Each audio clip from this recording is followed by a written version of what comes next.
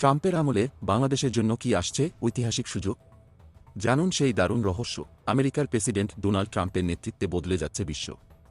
আর এই বদলে যাওয়া পরিস্থিতিতে বাংলাদেশের সামনে এসেছে এমন এক দারুণ সুযোগ যা আপনি বিশ্বাসও করতে পারবেন না। মার্কিন প্রশাসন যখন বিদেশি সাহায্য কমিয়ে দিচ্ছে, তখনই বাংলাদেশে গড়ে উঠতে পারে এক নতুন যুগের সূচনা। তবে কিভাবে? অনেকেই আশা করেছিল যে ট্রাম্প ক্ষমতায় আসার পর বাংলাদেশে এক মহাপরিকল্পনার সূচনা হবে। কে জানত রাজনৈতিক নাটক এবং সংকটের পরিবর্তে বাংলাদেশ তার নিজস্ব পথ ধরে এগিয়ে যাবে। এমনকি সবার চেহারায় ভাবনার পরিবর্তন এসেছে।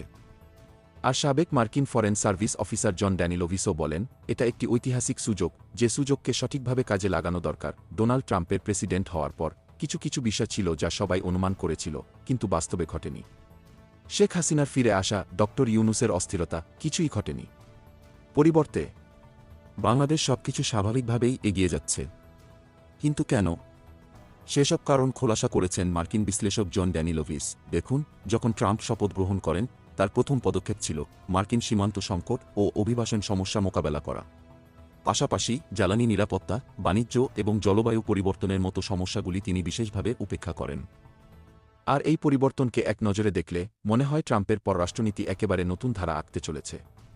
বিশেষত মার্কো রুবিও যখন স্টেট ডিপার্টমেন্টে পা রেখেছেন, তখনই বুঝে নিতে পারছেন আপনি, এই সরকার আছেই এক নতুন ভিশন নিয়ে। এদিকে ডক্টর মুহাম্মদ ইউনূস যখন দাভোসে বিশ্ব অর্থনৈতিক ফোরামের বার্ষিক সভায় অংশ নেন, তখনও তাকে দেখতে পাওয়া গেছে এক বৈশ্বিক সেলিব্রিটি হিসেবে।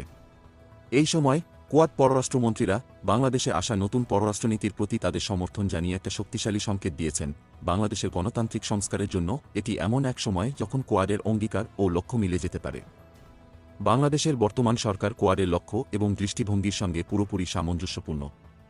আর তাই ট্রাম্প প্রশাসন যখন এই পথে চলতে শুরু করবে, তখন বাংলাদেশের জন্য সেটা হতে পারে এক গেম চেঞ্জার।